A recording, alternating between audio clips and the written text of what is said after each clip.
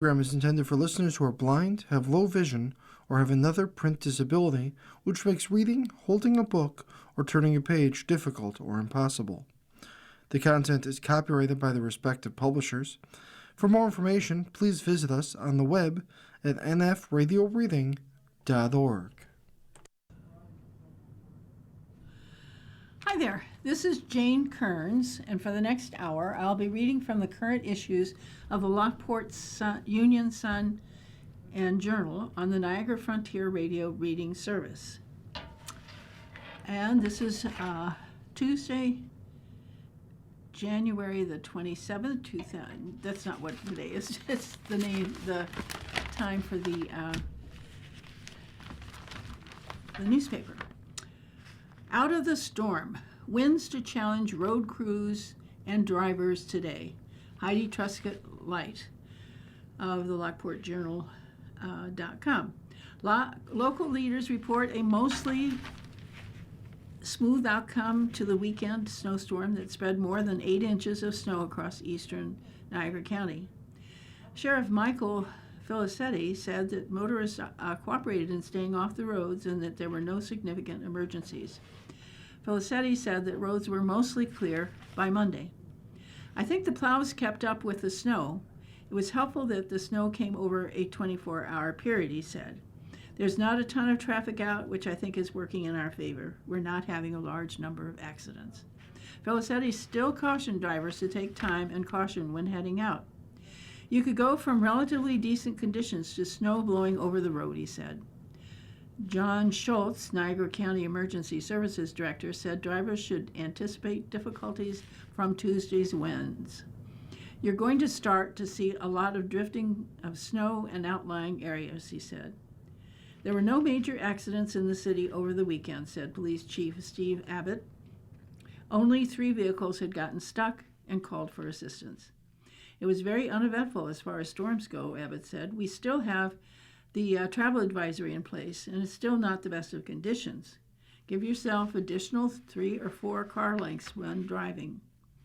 Abbott said the people spending time outdoors should take sure that they have no skin exposed due to the winter chill. He warned that another 1 or 2 inches of lake effect snow is still coming. With the 35-mile-per-hour winds Tuesday, it could be blowing our way, he said. The wind's chill is expected to reach -10 to -20, Abbott said. Mayor John Lombardi III said that he toured the city on Monday. I was very pleased to see that all streets were passable and most streets were clear to the pavement, he said.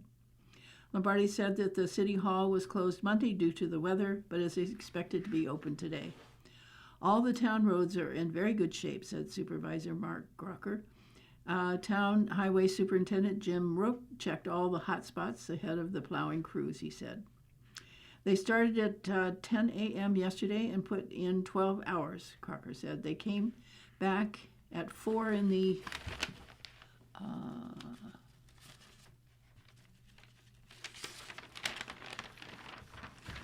afternoon, or morning, 4 in the morning.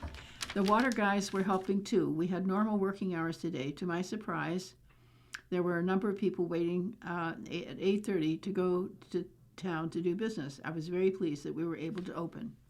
Noting that transit, Dysinger and Robinson roads are maintained by the state, Crocker said. I have to credit the state and the county highway departments too for how they managed. Overall, I think the highway department did a great job. For Tuesday, Crocker said there are a few roads prone to drifting that the town will monitor closely. The roads are like Bowmiller will get the winds going across the field. This week is going to be brutal, Crocker said, of single-digit low temperatures being expected. If there's any wind, it's going to be tough. And that's that article. Crime Lab case heads back to court. Arguments on unsealing the depositions and other evidence to be heard. This is by Jeff Kelly, the Investigative Post.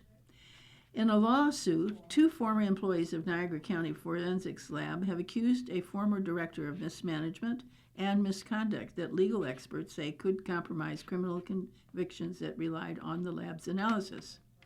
The plaintiffs, a father and daughter, claim Corey Ort Gowries, the sister of Senate Minority Leader Robert Ort, harassed and defamed them over a 2-year period, compelling one to quit and the other to retire early.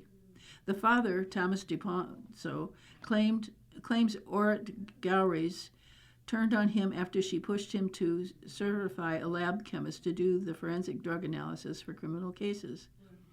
DeForzo refused because he believed the chemist lacked sufficient training at the time. She was cleared to do the work anyway, according to DeFonso. He said he had alerted his superiors in the sheriff's office to the analysis certification issue as early as March 2020, but nothing was done. That revelation, if true, could compromise hundreds, perhaps thousands of local drug cases, according to legal experts. This could certainly affect the criminal convictions of a large number of defendants, especially those who went to trial. Anthony O'Rourke, a University of Buffalo law professor who specializes in criminal procedure, told the Investigative Post. Ort Gowries is also accused of engaging in sexual relationships with one or more law enforcement officers who brought casework to the lab, as well as an Erie County forensics expert, according to the depositions taken for the lawsuit. DeFonso complains Ort Gowries ordered him to expedite work for those officers. Attorneys for the defendants, Ort Gowries, Niagara County, and the Niagara County Sheriff's Office have denied any wrongdoings and inappropriate relationships. One judge has already recused himself from the hearing in the case based on the allegations made in the lawsuit and depositions. The plaintiff's attorney, Kristen Civiletto, says in court papers that her client's allegations are supported by depositions taken as part of the lawsuit and audio recordings of meetings between the lab employees and their superiors in the sheriff's office. The plaintiffs also point to text messages between Ort Gowries and the lab employees in which the lab director said she would, quote, make sure DeFonso gets forced into retirement, end quote, and describes her brother's political clout and friendship with the Niagara County Sheriff's Michael Filicetti. Much of that material has been under seal, label, quote, attorney's eyes only, end quote, designation, and the plaintiffs are challenging in court this month, citing the highest considerations of public interest in the integrity of the lab's work. Plaintiffs contend that they were asked to rush cases for officers with whom defendant Ort Gowries was having a sexual relationship. Civiletto wrote in a brief supporting declassification of evidence in the case.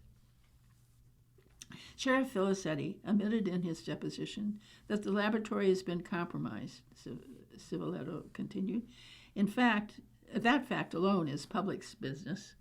None of this information can be kept confidential. State Supreme Court Justice Marlo Giacobbe in October recused himself from a hearing on the case. He cited the plaintiff's allegations that Ort Gowries engaged in an interpersonal relationship of a non-forensic nature with the officers submitting the evidence. He said some of those officers have appeared and likely would continue to appear to give testimony in his court. The judge has noted that the Ort Gowries is alleged to have an intimate relationship with a member of Erie County's crime lab with whom Giacobbe had a professional relationship before becoming a judge. When he was an Erie County prosecutor, Ort Gowries and defense counsel have denied any impropriety. The lawsuit is now before the state Supreme Court Justice Frank Sedita, a former Erie County district attorney. Sedita is slated to hear arguments today about the unsealing of the depositions and other evidence that so far has been kept from public view. Civiletto said that Sedita has indicated that he will not consider recusing himself on the same grounds as Giacobbe. The plaintiffs previously asked that the case be moved to court outside Niagara and Erie counties. That request was denied. Sedita will consider whether Civiletto can depose Ort Gowries' brother, the state senator, whose political protection she invoked during her tenure as lab director. Civiletto subpoenaed Ort In September, the defendant's attorneys last month moved to quash the subpoena. Or the state senator refused an interview request. Quote, "We maintain that the senator's office has no involvement in this matter and no further comment," a spokesman, end quote, a spokesman from the Ort's office told Investigative Post in an email. Harvey Sanders, Ort Gowrie's attorney, told Investigative Post his client was not interested in an interview and would have no comment beyond the arguments presented in court papers. Attorneys representing Niagara County Sheriff Felicetti, also defendants in the lawsuit, said their clients do not agree to an interview and generally do not comment on specifics of active litigation, end quote. "I think we'll prevail in this case on the facts that will become apparent," Felicetti told Investigative Post, and I'll leave it at that. For more of this story, visit investigativepost.org. Sounds like a very interesting issue.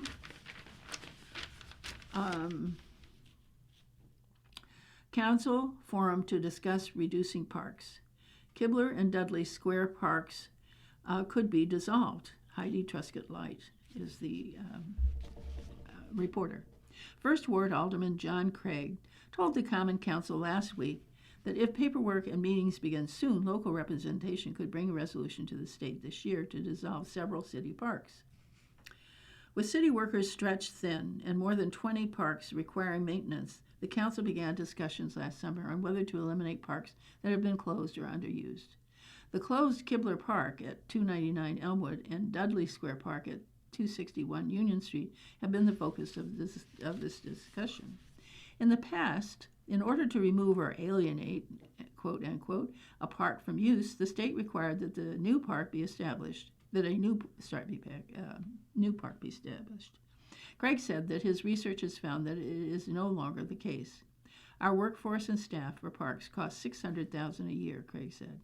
With the state's go-ahead, parkland could be sold and developed, generating tax revenue as well as reducing maintenance costs. Craig said proceeds from the land sale could be invested in existing parks. Playground equipment is a couple of $100,000, Craig said, and any kind of amenity for a park isn't cheap. The community pool needs a lot of support. There's state funding, but it requires matching dollars. The committee for the new Aaron Mazel Park, which would utilize the old Harrison Radiator parking lot between South Street and Elmwood Avenue, is awaiting a response from the state for their initial plans, which would include significant green space for play and relaxation. During an inspection of Kibler Park with John Donnelly, then the city engineer, Kevin Kirchberger, alderman at large, said neighbors expressed interest in the land. They said, "I would love to extend my yard if I could," Kirchberger said. To dissolve municipal parks, the state requires that both houses of the assembly create a resolution for a vote. They may not approve it, Craig said. It gets put in as part of a package. I think it's up to the state legislature committees to work on it. There may be hearings and follow-ups with municipality. They make a recommendation for it to go forward or not. Last year, 15 parks in the state were allowed to be eliminated. Craig has scheduled a public youth parks forum at City Hall for February the 20th. He has a meeting with the state representative, Paul Bologna, and State Senator Robert Ort in March to move forward with the plan developed following during the forum. Speaking last summer about eliminating Dudley Square, Craig said the First Ward has Rogers Park, which is within reasonable walking distance, and there's Veterans Park, Craig said. There's Dolan Park.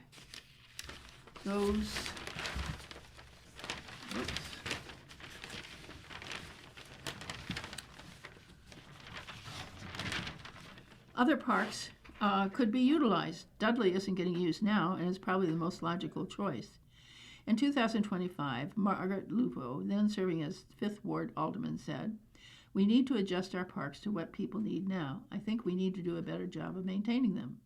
We have a significantly decreased number of staff. We expect 20 to 30 people to do the work of 100, and that's not working out." End quote. While a program of parks and youth programs, Marcus Weish, 2nd Ward Alderman, said he recognized that point. I'm not against parks being reduced if they're not being used to their full potential, White said. Because there's no activity at Dudley Park, I wouldn't be against it. If we can get rid of it and use that money for another park that's utilized, that would be good, end quote. Speaking of the maintenance burden, Catherine Fogel, fourth Ward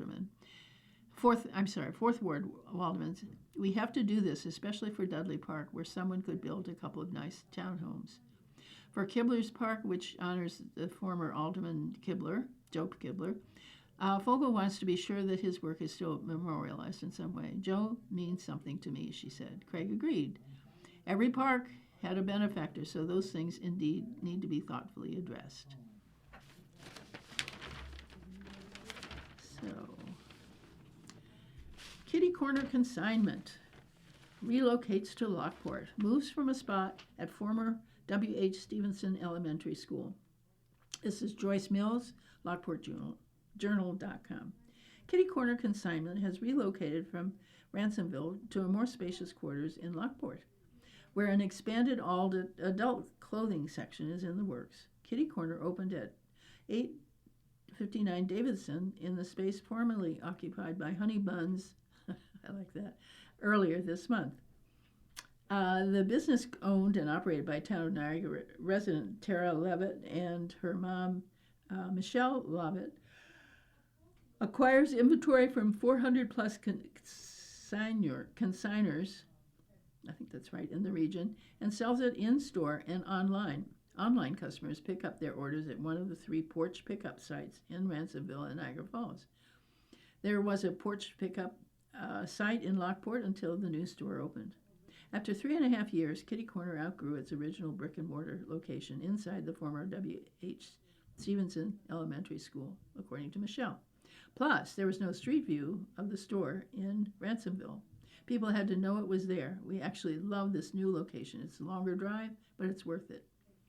In a larger space, Kitty Corner is now able to accept and sell gently used, durable goods for infants, except cribs, mattresses, and car seats, which by law cannot be consigned. And the Levettes are creating an area to display more adult clothing and accessories. Despite its name, Kitty Corner merch covers newborn to adult, including men's and maternity, Michelle said, adding that the business adult customer base is growing. Shopping consignment is the modern equivalent of garage sailing and is trending, according to Tara. Between its online and in-store sales, Kitty Corner moves between 100 and 150 pieces of merchandise per day. Everything new is so expensive now, I could never afford to spend $30 on a pair of girls' jeans, Tara said. We keep prices reasonable because life is hard right now.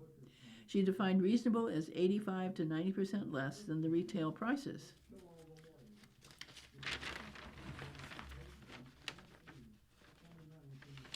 For new items, Kitty Corner splits the proceeds of the sales 50-50 with the consigners, who can choose whether to be paid in cash or store credit. Per its written policy, consigned items don't move if consigned items do not move after 90 days, they're donated to charity. Michelle said their charities of choice are Buffalo City Schools, Veterans Associations, and Ransomville Clothes Closet. Kitty Corner store is open Tuesday through Saturday. On school snow days, Michelle said, before heading over, it's best to check the store's open status on Facebook. I think that's everything on this front page. Yes, it is. So now we're going on to page 2.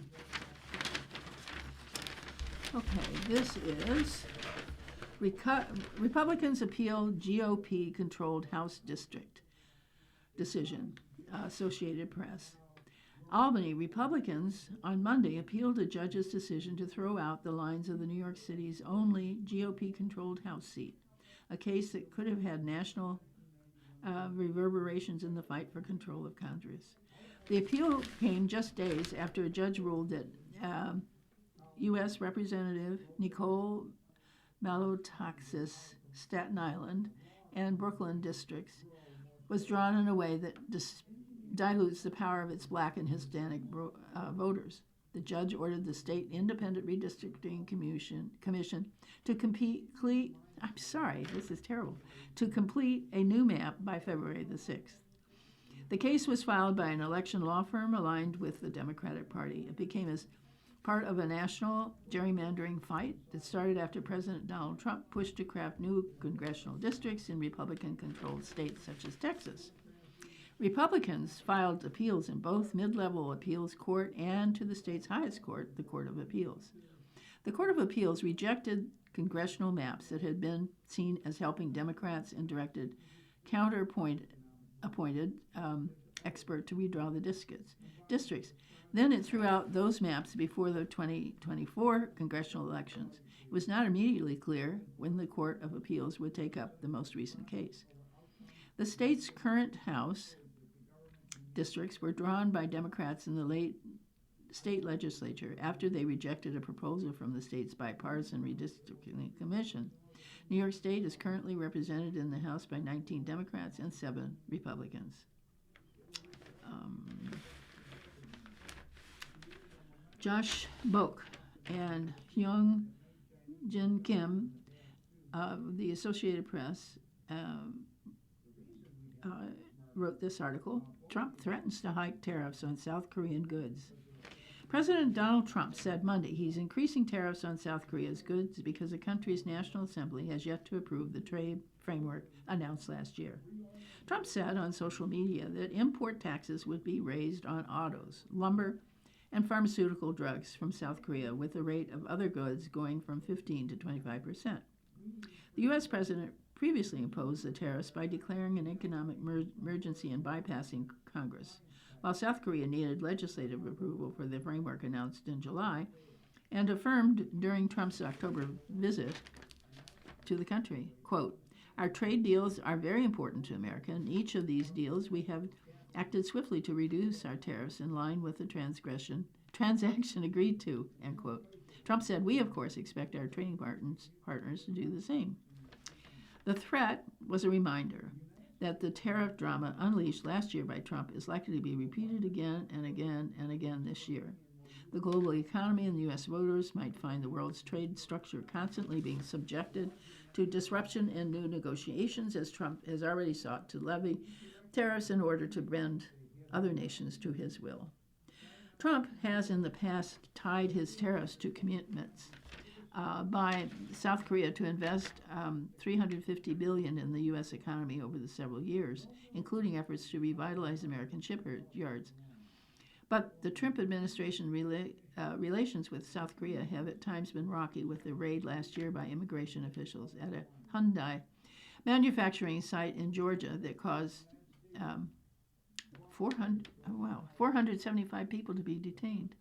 South Korea's presidential office responded in a statement that the U.S. has not officially informed it of the tariff hike plan. It said, South Korean Industrial Ministry Kim Young-kwan, who is currently visiting Canada, will soon travel to the U.S. for talks with Secretary of Commerce Howard Lutnick. The statement said Kim Young-boom, the presidential chief of staff for policy, will convene a meeting to discuss Trump's announcement. Monday's announcement of new tariffs fits a pattern in which Trump plans to continue to deploy tariffs, possibly to the detriment of relations with other countries. Just last week, the president threatened tariffs on 8 European nations unless the U.S. gained control of Greenland, only to pull back on his ultimatum after meeting with the World Economic Forum in Davos, Switzerland. Trump on Saturday said he would cut a 100% tax on goods from Canada if it followed through with plans to bolster trade with China. Interesting. Okay, this is the local page. And we have Newsies. Junior headed to the Palace stage. DeSales school production begins on Friday. DeSales Catholic School will present Disney Newsies Junior live on the historic Palace Theater this weekend. The musical production tells the story of a group of young newspaper sellers who band together to stand up to powerful publishers and fight for fairness through courage, friendship, and teamwork. More than 50 DeSales students in grades 4 through 8 are assuming beloved roles, including Jack Kelly, Pulitzer Krutsky, Catherine Plummer, Davy, and Meta Larkin. DCS's 2025-26 school production is directed by Madison Long with a vocal direction from music teacher Jackie Davis. The show is open to the public. Showtimes are 7 p.m. on Friday and 1 and 7 on Saturday. The tickets are $12 each, and they're available at the Palace box office and online at https://2 lockportpalacetheater.org/tickets. And it has a picture of the children. Cast and crew of the DeSales Catholic School production of Disney Newsy include, from left, Cecilia Ramos, who plays Catherine. I guess her real name is Catherine Plummer. Lauren Frank, Crucci. No, it's the other way around. All right, anyway. And Gia Scapoletti, Jack Kelly, Ann Standing, Evelyn Coutier, Meta Larkin, director Madison Long, and vocal director Jackie Davis. Sounds like fun if you can do it. And it's not very expensive. Niagara University Business Award Gala honors several local leaders. Tickets available for the March 25th event. Niagara University's Such College of Business Administration will honor 4 individuals and an organization at its annual Business Awards on March the 25th at the Niagara Falls Convention Center. Those being recognized are Dean Award, Jamie Oblets, Executive Vice President and Chief Operating Officer of Delaware North, and Entrepreneur of the Year Award, Alanya and David Beaton, founders of Keaton Enterprises. Corporate Leadership Award, Buffalo Niagara Business Ethics Association. Distinguished Accounting Alumni Award, Megan Broomfield, 94, partner at MMB Plus Company. And Rising Star Alumni Award, Ryan DeCory, 20, category merchant at Wegmans. Our annual Business Awards Gala is an opportunity to honor business leaders whose professional success is matched by their personal dedication to giving back, said Mark Frascatore, Dean of the College. The support generated by this event makes meaningful difference in our students' lives and reinforces a strong partnership between our school and the business community. Since joining Delaware North in 2016, Oblitz has held several key leadership roles, including president of the travel division and as a group president overseeing sports service, the Patina Group, and UK operations. He also served as senior vice president of corporate development, where he led strategic investments across the company's subsidiaries.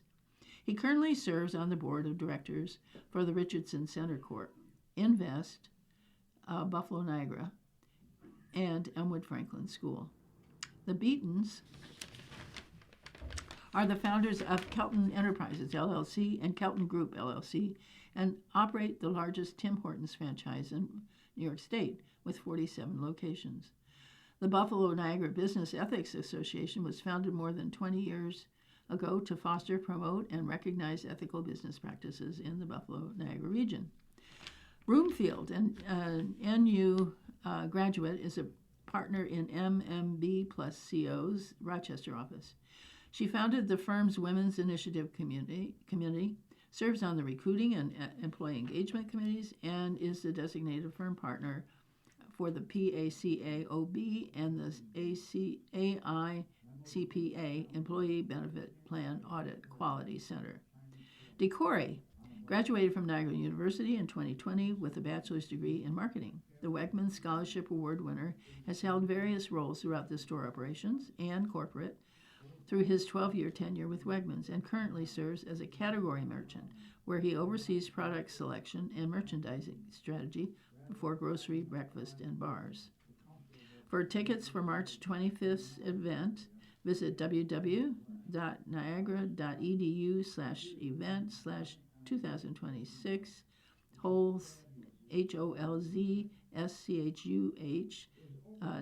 -college of business administration business awards gala. Okay. Man arrested at Rainbow Bridge turned over to immigration. Israeli man had been denied entry into the U.S. due to a criminal record. This is a staff report. Buffalo, an Israeli man who was caught trying to sneak into the U.S. at the Rainbow Bridge at the Niagara Falls earlier this month, has been turned over to immigration officials after pleading guilty in the case. Elazar Wigdorowitz, 33, a citizen of Israel, pleaded guilty before U.S. Magistrate Judge Michael J. Romer on Friday to improper entry by an alien. He is then sentenced to time served and turned over to Immigration and Customs Enforcement.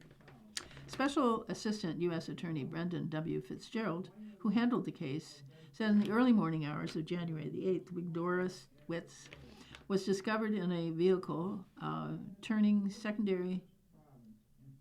secondary inspection at the Rainbow Bridge. Officers searching the vehicle were moving multiple pieces of luggage in the back of the vehicle and noticed that what appeared to be a person's bag. The remaining luggage was removed and officers discovered defendant Wigdorowitz. A subsequent investigation discovered that Wigdorowitz had obtained a visa in 2010, which was revoked in 2017 due to his criminal history in Israel.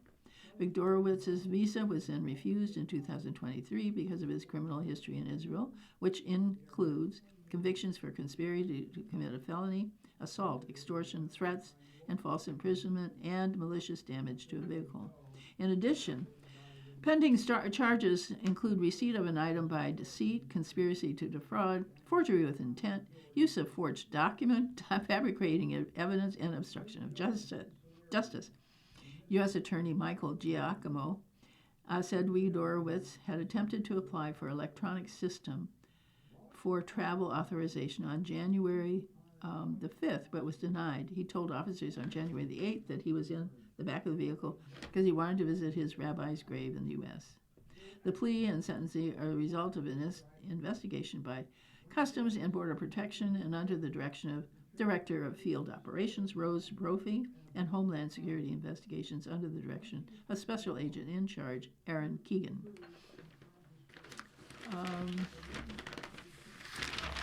In brief, this might be something that you need to pay attention to. Furnace reminder offer to residents. With Western New York communities experiencing abundance of snowfall, and that's the truth, recent days and more on the way, NOCO is sharing a few winter weather reminders for homeowners. First is to make sure your home's furnace vents are not blocked with snowdrifts. These vents are typically white PVC pipes located on the side of your house, which allow your furnace to properly exhaust. Blocked furnace vents can cause your furnace to shut down and allow carbon monoxide to build up inside your home, said Kevin Williams, Executive Vice President of NOCO at Home. NOCO encourages homeowners to check furnace vents as well as dryer vents, heat pumps, and gas meters daily as snow continues to fall and as wind may be blowing more snow up against the house even after clearing. NOCO, at home, provides thousands of homes across Western New York with energy products from heating and ventilating, air conditioning to standby power, natural gas, electricity, and sustainable options like geothermal, solar, and insulation. For more details or to schedule a service or a home energy assistant, call NOCO at 716-466-6626. Also in this, in brief, is dog beating case ends in probation. Deandra Rogers, 31 of Buffalo, was sentenced Friday before State Supreme Court Justice Paul B. Wojciechowski to 3 years of probation for severely injuring a 9-year-old Chihuahua. As a condition of his sentence, Rogers must perform 30 hours of community service and pay $5,908.49 in restitution for the SPCA serving Erie County. During the early morning of May the 10th, Rogers intentionally hit the dog while inside a residence on 200 block of Gary Street in the city of Buffalo. The 9-year-old female Chihuahua named Bella was taken to Blue Pearl Pet Hospital in the town of Cheektowaga, where she was hospitalized for skull fractures and other serious physical injuries. Bella was transferred to the custody of the SPCA serving Erie County for rehabilitation and later adopted by a new owner. In November, Rogers pleaded guilty to 1 count of attempted aggravated cruelty to animals, a misdemeanor. A 15-year court order prohibiting him from owning, harboring, or having custody or control of any animals was also issued. That seems pretty firm. Bulletin board, neighborhood dinner by Lockport United Church of Christ and Emmanuel United Methodist Church will be presented on Wednesday the 28th. Edna's Kitchen is serving old-fashioned goulash with chef's salad, Italian bread and cookies. Free takeout dinners can be picked up at Emmanuel Church, 75 East, between 5 and 5:30. All are welcome. That's already happened, I guess. Today's Thursday. Never mind. Saturday, Mocktail Happy Hour. Friends of Lockport Public Library will host a mocktail happy hour at the library's community room from 2:30 to 3:30 Saturday. All are welcome to sample mocktails and enjoy brain teasers and conversation with fellow library patrons. Registration is required. For more information, visit lockportlibrary.org. Then there's a genealogy webinar. The Niagara County Genealogical Society will host a program called Our Black Sheep and Their Prison Records via Zoom at 10:30 a.m. on Saturday. Presenter Eleanor O. Brinsko will give information on using prison and legal records, archives, and online databases and newspapers to learn about the ancestors our families will not talk about. Briscoe is a professional genealogist who specializes in Norwegian American genealogy and is a contributor to the PBS Finding Your Roots with Henry Louis Gates Jr. To register for the program, go to niagaragenealogy.org/blog/ or use the link on the Society's Facebook page. Something ongoing is Wilson Democrats are recruiting candidates. Wilson, the Democratic Committee of Wilson, is recruiting candidates for the 2026 village election slated in March. 2 village trustees are to be elected, both to 4-year terms of office. Any village resident who is interested in running for a post may contact Democratic Committee Chair Janet M. Hoffman at 716-751-0165 or J.M. Hoffman, 2 F's, 90 at yahoo.com.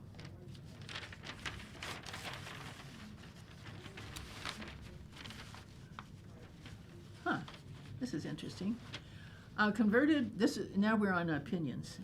Converted Bewley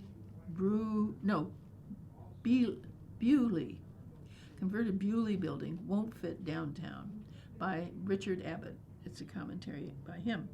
The Bewley building proposal was currently framed does not line up with what Lockport $10 million Downtown Revitalization Initiative, DRI, grant was actually created to support. The state's program and the city's own DRI plan emphasized targeted catalytic investment in downtown commercial heart and walkability, not a single $66 million, largely residential conversion that hollows out a signature office and retail landmark. From the start, Lockport's DRI pitch was clear. Use $10 million in state funds to revitalize a 15-block Erie Canal-oriented district by redeveloping vacant or underutilized commercial buildings into mixed-use spaces that add jobs and some housing. Improve walkability and connections to the canal through streetscape, trail, and public space projects, and leveraging a mix of market rate, affordable, and luxury housing while keeping downtown a hub for business, tourism, and culture. Accordingly, the $10 million has been spread across multiple anchored projects like the old post office rehabilitation and streetscape/green infrastructure work, and a small project fund that helped dozens of local businesses with modest building upgrades. In that original framework, Bewley was flagged only for minor improvements under the DRI small project fund, such as restroom upgrades, not a wholesale change of use. The current Bewley concept is a very different proposal, a roughly $66 million conversion of the city's most iconic office building into about 100 income-restricted apartments with ground floor retail. To make the numbers work, The developers expect to rely on federal historic tax credits, low-income housing tax credits, and the state housing subsidies, financing tools that reward high, quote, qualified rehabilitation, end quote, budgets and layer in significant soft costs, professional fees, and financing charges. Instead of modest targeting renovation that keeps and strengthens downtown jobs, the plan would shrink the building's commercial footprint to create residential common areas, even though the city leadership has acknowledged this conflicts with long-standing goals for vibrant, mixed-use Main Street and concentrates a large block of income and restricted housing in one landmark property. Despite the city plans call for diversifying affordable housing locations and preserving downtown's role as a commercial and civic core. Nothing in the DRI rules forbids Bewley from seeking separate state housing funds, but it is misleading to represent that this $66 million heavily subsidized housing tower as the fulfillment of the $10 million DRI vision. The DRI money was awarded to seed multiple catalytic projects, not underwrite one outsized deal. To reinforce downtown's commercial base, canal-oriented tourism assets, not remove prime office and retail space from the market, and to create a walkable mixed-income neighborhood, not to stack most new income restricted units into a single historic office tower with strained parking and no on-site dry green space.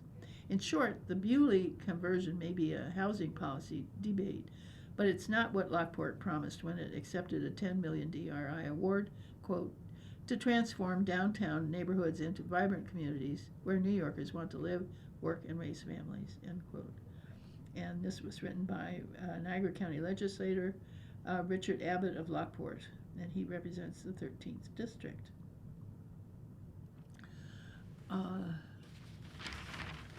Two big lies need to be refuted. This is a guest view.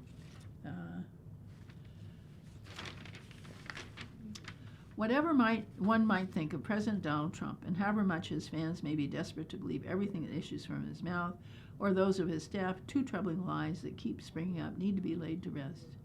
First, and perhaps the most embarrassing, involves the assertion that 2020 elections was stolen from Trump.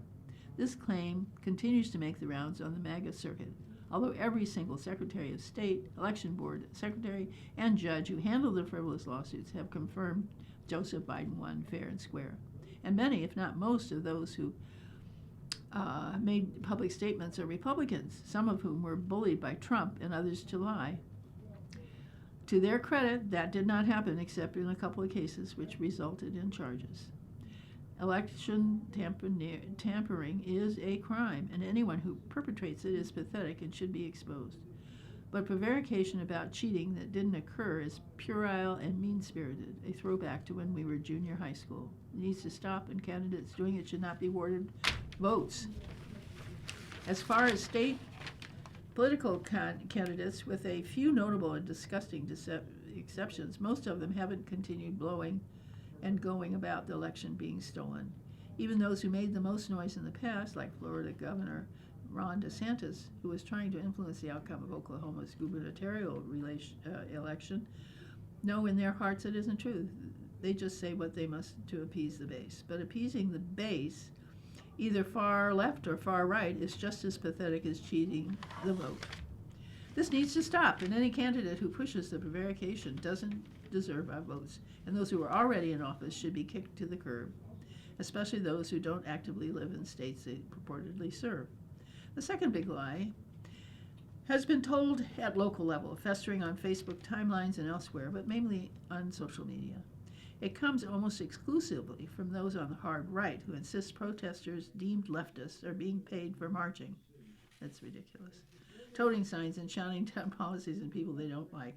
It's hard to understand why otherwise rational folks would make fools of themselves by making this claim, which is easily proven false, but they do it every day. Apparently, the folks peddling this particular fib can't seem to grasp the fact that those who are passionate enough about the issue don't have to be paid to protest. That's the truth. Journalists have repeatedly tried to find someone who will admit to accepting money to protest. And even if they only talk off the record, at least in this neck of the woods, not a single person seems to have benefited monetarily from exercising the First Amendment right to peaceably assemble or to petition the government for redress of grievances. Perhaps the frustration lies in the fact that people who support far-right issues are not willing to protest unless they are in fact compensated for doing so. And they can't understand why those on the left don't share their attitude. But then, what about January the 6th insurgents? They were paid by Trump or someone else for attacking the U.S. Capitol. One might argue they were indeed rewarded since they were pardoned for their sins by Trump.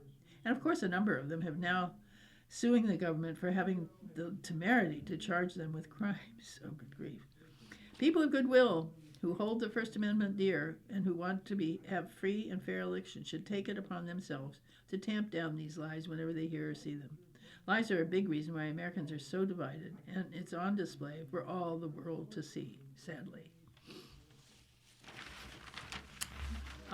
This is a little note. The Lockport share your thoughts, it's under this title.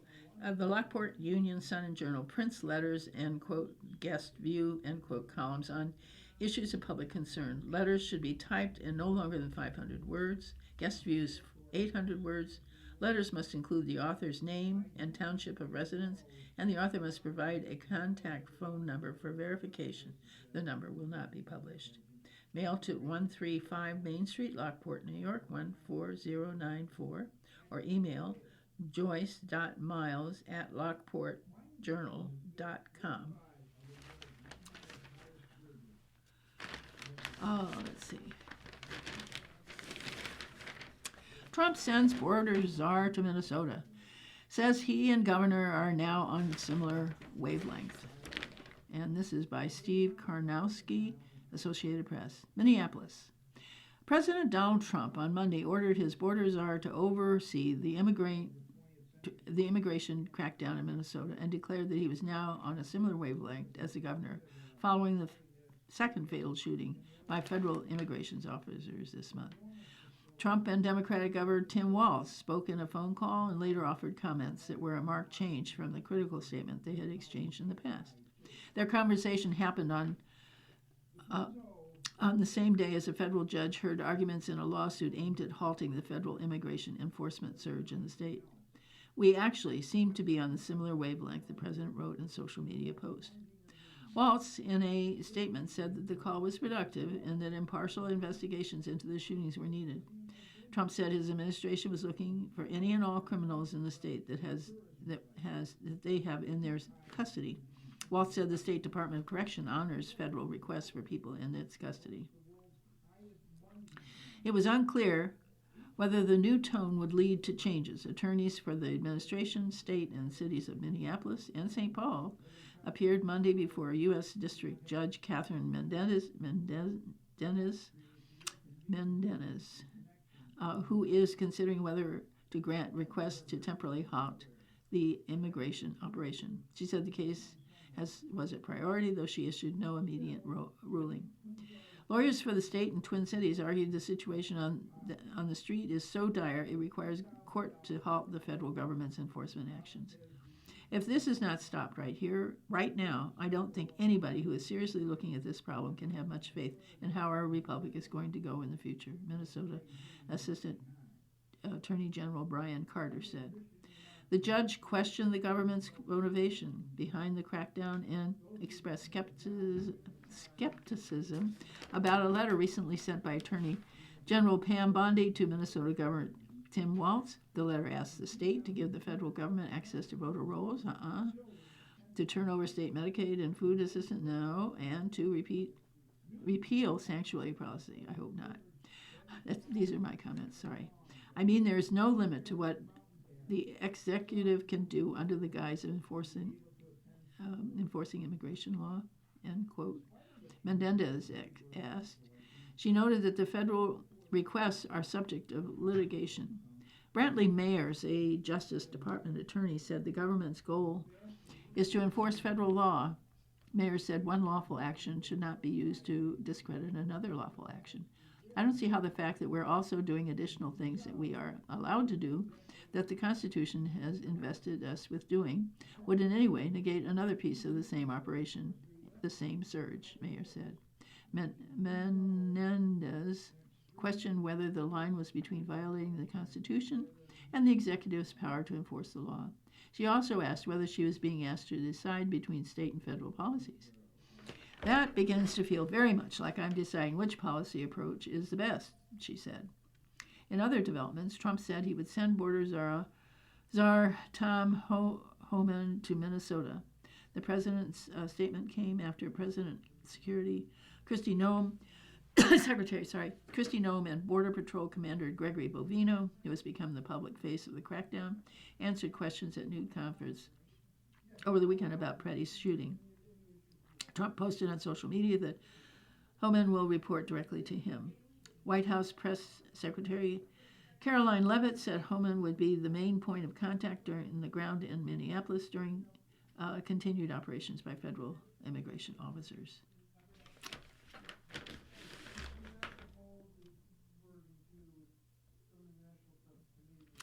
Northeast at tail end of winter storm. At least 25 are dead.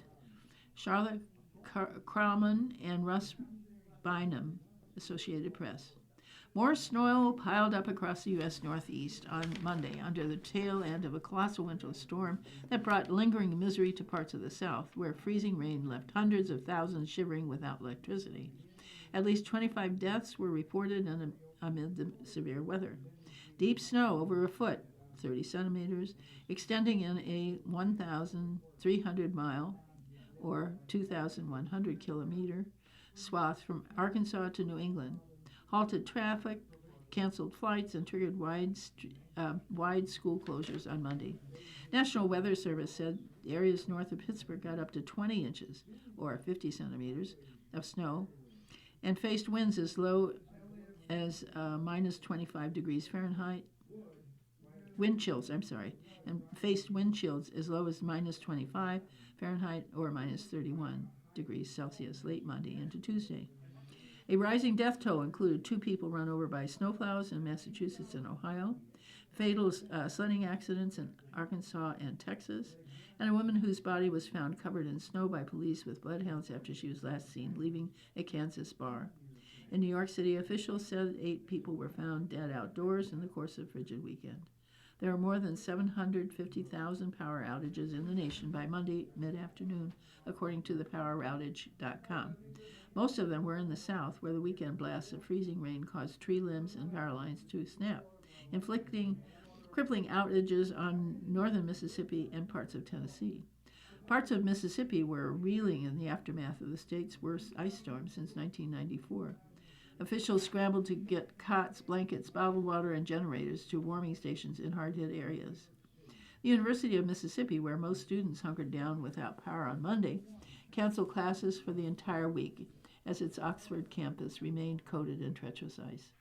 Oxford Mayor Robin Tannehill said on social media that so many trees, limbs, and power lines had fallen that it looks like a tornado went down every street.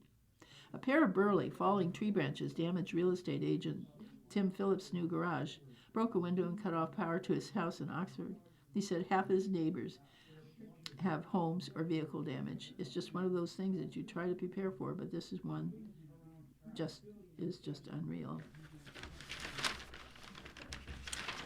Oh, this is interesting. What to expect as Southwest Airlines introduced assigned seats by Ryoyama, the Associated Press. Southwest Airlines passengers have made their final boarding time scrambles for the seat on Monday as the carrier prepares to end the open seating system that distinguishes it from other airlines for more than a half century. Starting Tuesday, customers on Southwest flights will have assigned seats and the options of paying more to get their preferred seat closer to the front or of a plane, or chairs or seats with extra legroom. The airline began selling tickets shaped by the new policy in July. Here's what travelers can expect as Southwest does away with another of its signature features and becomes more like all other airlines. Goodbye A/B/C groups. Under the open seat system, Southwest customers could check in starting exactly 24 hours before departure to secure places in boarding lines at departure gates. Early check-ins were placed in the coveted A boarding group, essentially guaranteed they would find an open window or aisle seat. Others landed in B or C, the likelihood of only middle seats being available, rising the longer they waited to check in. The Dallas-based airline's unusual seating process began as a way to get passengers on the plane quickly and therefore reduce the time that aircraft and crews sat on the ground not making money. It helped Southwest operate more efficiently and squeeze a few more flights into the daily schedule. The system also was a key reason Southwest remained profitable every year until the corona pandemic. Open seating arrangement became less democratic over time, however, as Southwest also had started allowing passengers to pay extra for spots near the front of the plane. As an 8-group boarding structure is replacing the find your own seat scrum, instead of numbering metal columns at departure gates, passengers will file through 2 alternating lanes once it's time for the group to board. The airline said its gate areas will be converted to, in phases starting Monday night, process that could take about 2 months to complete. Columns that remain standing past Tuesday will have their numbers removed or covered in the meantime. Southwest is selling tickets at fares with different seating choices, including standard seats assigned at check-in or paid, preferred, and extra legroom seats selected at booking. For certain flights, passenger will also have the option of paying for priority boarding beginning 24 hours before departure. Newly designed boarding passes will show seat assignments and boarding groups according to Southwest. A reservation made for 9 or fewer people, including families, will assign those passengers to the same boarding group. Southwest says the boarding groups are based on seat locations, fare class, loyalty status, and the airline's credit card rewards benefits. Passengers who purchase seats with extra legroom will be placed in groups 1 and 2. Customers with premium fares and airline's most loyal travelers will also have access to preferential seats in earlier boarding, the carrier said, while those with basic fares will likely be placed in groups 6 and 8. And so that sounds very interesting if you travel.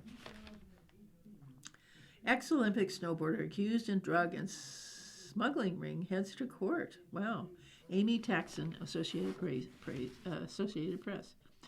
Santa Ana, California, a former Canadian Olympic snowboarder turned top FBI fugitive is expected to appear in federal court Monday on charges he allegedly ran a billion-dollar multinational drug trafficking ring and orchestrated multiple killings. Oh my God.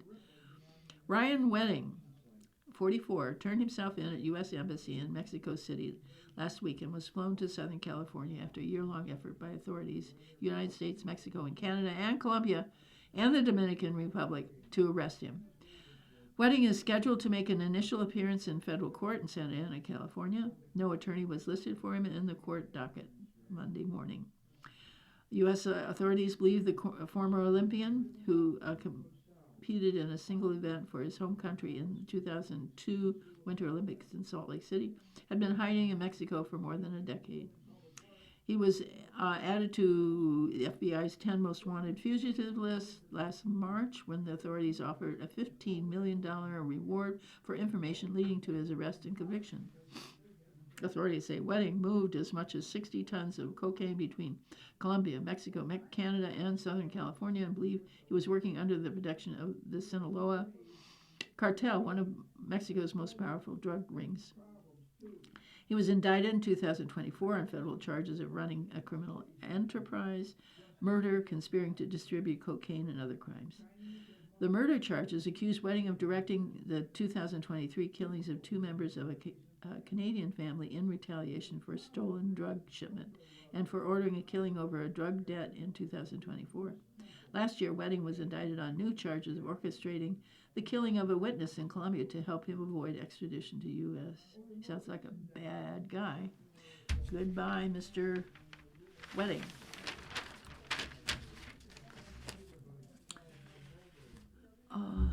This is interesting. U.S. Treasury Department ends contracts with Bose Allen. Fatima Hussein, Associated Press. Washington, the U.S. Treasury Department has cut its contracts with Bose Allen Hamilton after a former contractor who worked for the firm was charged and subsequently imprisoned for leaking tax information to the news outlets about thousands of the country's wealthiest people, including. The following program is intended for listeners who are blind, have low vision,